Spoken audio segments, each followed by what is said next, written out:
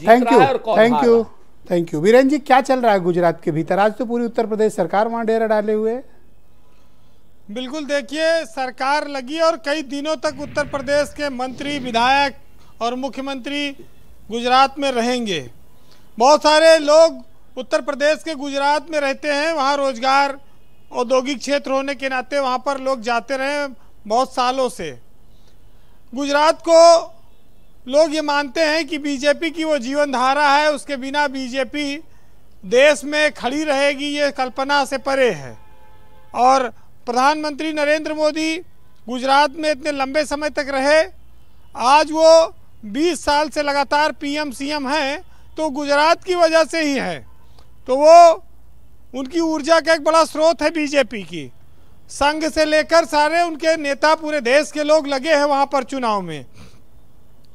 देखिए, ये बड़ी बात है कि चुनाव लगातार कोई एक पार्टी जीतती है। या तो बंगाल में हम लोगों ने देखा था, कम्युनिस्ट पार्टी लगातार चुनाव जीतती रही, ज्योति बसु रहे जब, और उसके बाद या तो गुजरात में बीजेपी की लगातार सरकार है। यूपी में नारा आया कि 27 साल यूपी बेहाल, अब वहाँ पर भी 27-28 साल हो रहा है। वहाँ पर कब तक बेहाली चलेगी? कांग्रेस के सामने चुनौतियाँ हैं। कांग्रेस जीत भी जाती, लेकिन ये जो एमआईएम है, आम आदमी पार्टी है, अब ये जीत हार का इसने संभावना खत्म कर दी। बीजेपी जहां जहां हारने लगती है, एमआईएम आ जाती है। उसका नाम ही वोट कटवा है। मुसलमान का जितना वोट काटेगी उतना फायदा बीजेपी को होगा। तो कांग्रेस के लिए गुजरात में अभी क्या संभावना बनती है, अब तो इस बार भी देखिए कठिन है। गोधरा के कांड ने जो हिंदुत्व के नायक के तौर पर बीजेपी को पेश किया, उसके बाद से आज तक न मोदी नीचे आए और ना बीजेपी। मोदी आज देश के शीर्ष कुर्सी तक पहुंचे हैं। उनकी ही राह पर योगी आदित्यनाथ भी हैं, वो भी उनकी बहुत डिमांड रहती है। वो देश के सबसे बड़े राज्य के मुख्यमंत्री हैं और लगातार 1 हफ्ते तक वो वहाँ गए हैं, रहेंगे। तो योगी हिंदुत्व का एक ब्रांड एम्बेसडर बन चुके हैं, उनके नाम पर बीजेपी को काफ़ी वोट मिलता है। कांग्रेस के पास ऐसा कोई चमत्कारिक नेतृत्व बन नहीं पा रहा है। इनके नेता जरूर प्रचार कर रहे हैं, लेकिन अभी राहुल और प्रियंका की रैलियां वहां लगना बाकी हैं। जब वो जाएंगे तब माना जाएगा कि कांग्रेस पूर्णतः पर प्रचार करने आई है, तब ये इलेक्शन कैंपेन पूरी मानी जाएगी कांग्रेस की। ब्रजेश जी, जो थोड़ी बहुत सीटें कांग्रेस की बढ़ने की संभावना थी, उसको एमआईएम और आम आदमी पार्टी ने खत्म कर दिया। अब ये भले न जीते, लेकिन कांग्रेस को तो नहीं जीतने देंगे, ये इन्होंने इतनी व्यवस्था कर दी है। तो बीजेपी का चुनाव लगभग वहां पर साफ है, क्लियर है। और देखिए, कुल मिलाकर ये है कि ये चुनाव भी हिंदू मुस्लिम पर ही होगा आखिरी में। चाहे मोरबी हो जाए और चाहे पुल गिर जाए, चाहे नदी में बाढ़ आ जाए, इस देश में जब तक हिंदू मुसलमान के बीच खाई है तब तक बीजेपी फायदे में रहेगी।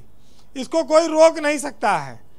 लेकिन एक चीज जान लीजिए कि जिस तरह से योगी आदित्यनाथ का गुजरात पहुंचने पर स्वागत हुआ, वो 2 चीजें वहां प्रमुखता से आती हैं कि टांग छेदना और योगी का बुलडोजर। आज देखिए कि जो यूपी में माफियाओं पर, अतीक अहमद, मुख्तार अंसारी पर जो कार्रवाई हुई, बीजेपी उसको गुजरात में भुना रही है और योगी आदित्यनाथ के रूप में भुना रही है। तो ये कम बड़ी बात नहीं है कि बेरोजगारी हो, महंगाई हो, किसानों का मुद्दा हो, इन सब पर चर्चा नहीं हो रही है। जय श्री राम, राम मंदिर और जो बुलडोजर है उस पर भाषण हो रहे हैं। तो स्वाभाविक है कि बिजली पानी पीछे रह जाएगा, हाफ इनकाउंटर हिंदू और मुस्लिम आगे आएगा। वैसे बहुत सारे मंत्रियों की ड्यूटी लगी, विधायकों की लगी। इन लोगों को तो गुजरात में कोई पहचानता भी नहीं होगा, लेकिन अब वो राजनीतिक पिकनिक होती है और अपनी उपस्थिति बड़े नेताओं को दर्शानी, तो लोग अपना जाते भी हैं, संसाधन से भी मजबूत हैं, कोई कमी तो है नहीं। तो गुजरात में प्रवास चल रहा है मजबूती के साथ। क्या आम आदमी पार्टी कुछ कर पाएगी गुजरात में? अभी तो संजय सिंह बड़ा चढ़ के दावा कर रहे थे। देखिए गुजरात में लव जिहाद हावी होगा और आम आदमी पार्टी क्या कर पाएगी, ये आप जब रिजल्ट आएगा तो देखिएगा। भीड़ जरूर आ रही है, लेकिन वो बीजेपी को रोक पाएगी यह कहना कठिन है।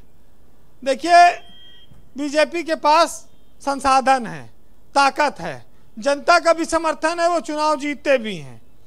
आपको एक छोटा सा किस्सा बताऊं कि एक बार एक मालिक ने अपनी सभी मुर्गियों से कहा कि कल तुम सब लोगों को 2-2 अंडे देने हैं और नहीं दोगी तो फिर इसकी सजा के लिए तैयार रहना।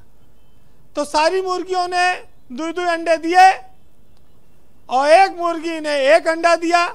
तो मालिक ने अगले दिन गुस्सा किया कि सब तुम्हारी इतनी हिम्मत हो गई, मेरे आदेश की तुमने नाफरमानी की, तुमने 1 अंडा दिया। तो उसने कहा कि मालिक मैंने तो 1 अंडा दे दिया, बहुत बड़ी बात है, मैं तो मुर्गा हूँ, बाकी 2 दिए, हम तो डर के मारे 1 दे दिए जबरदस्ती आपके, नहीं मुर्गा कहाँ अंडा देता है। तो बीजेपी का इतना डर है कि मुर्गा भी अंडा दे देगा। कोई बड़ी बात नहीं है, चुनाव है और बीजेपी के पास संसाधन है, मजबूत है मामला, और नेता भी बहुत हैं। अभी कांग्रेस के पास नेताओं का अभाव है। बहरहाल सुनिएगा 4 लाइन कुमार विश्वास की सुनाऊंगा, आनंद लीजिए। कि सूरज पर प्रतिबंध आने को और भरोसा रातों पर, नयन हमारे सीख रहे हैं हंसना झूठी बातों पर, और तुम्ही पे मरता है ये दिल, अदावत क्यों नहीं करता, कई जन्मों से बंदी है बगावत क्यों नहीं करता। बहुत शुक्रिया आपका वीरेंद्र जी, बहुत बहुत धन्यवाद हमारे साथ जुड़ने के लिए।